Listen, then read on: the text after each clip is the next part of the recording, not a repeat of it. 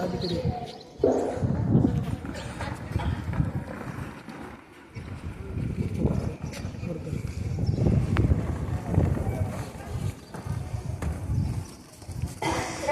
हरी सर्वांना. आदरणीय व्यासपीठ आणि नेताजी डॉक्टर नेताजी कराळे विद्यालयातील सर्व शिक्षक वृंद आणि माझ्या लाडक्या विद्यार्थ्यांनो, आज 77वा प्रजासत्ताक दिन आपण साजरा करत आहोत. या प्रजासत्ताक दिनाच्या तुम्हा सर्वांना खूप खूप शुभेच्छा. आपण सगळेच उत्सवप्रिय आहोत, सगळे भारतीय उत्सवप्रिय आहोत. तसेच आपले हे राष्ट्रीय सण सुद्धा आपण खूप आनंदाने साजरे करत असतो. आणि हे राष्ट्रीय सण आपल्या सगळ्या एक नवचेतना आपल्या मनामध्ये निर्माण करत असतात आणि नवचेतना आपल्याला अखंड पुरवत असते.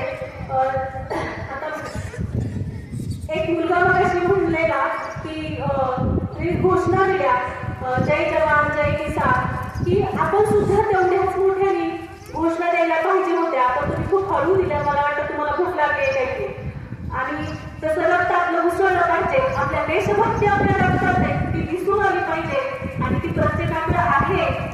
ती दाखवायला सुद्धा आपल्याला कधी कधी दाखवता आली पाहिजे. आणि आपण पाहिलं की 15 ऑगस्ट 1947 आपला भारत देश स्वतंत्र झाला. भारत देश स्वतंत्र झाला, परंतु आपल्याला राज्यघटना नव्हती. आपल्या आपल्या देशामध्ये सगळे लोक विद्वान आहेत. त्या विद्वान लोकांनी काय केलं, डॉक्टर बाबासाहेब आंबेडकर आहे, त्यांची एक समिती होती. या समितीने खूप देशांचा अभ्यास केला आणि या देशांचा अभ्यास करून त्यातले निवडक घटक आपल्या राज्यघटनेमध्ये घेतलेले आहेत.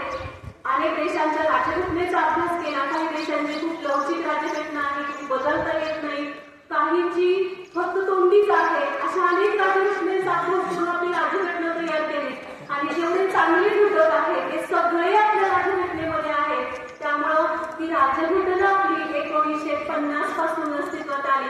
त्यानुसार वसाहतवाद्यांचं जे राज्य होतं ते संपलं आणि आपल्याला सार्वभौम असं प्रजासत्ताक राज्य आपल्याला निर्माण केलं.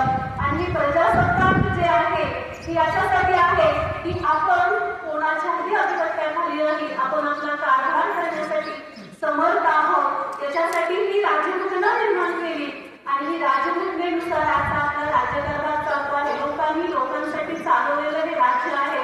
आणि आपण सुद्धा आपल्या आयुष्यामध्ये सुद्धा जरी लहान आहोत तरी सुद्धा आपण त्यातले जी काही मार्गदर्शक तत्व आहेत, कर्तव्य आहेत, अधिकार आहेत, आपल्याला फक्त अधिकारच माहित असतात. पण आपली काही कर्तव्य आहेत, ही कर्तव्य सुद्धा आपण नियमितपणे त्याचा पालन केलं पाहिजे.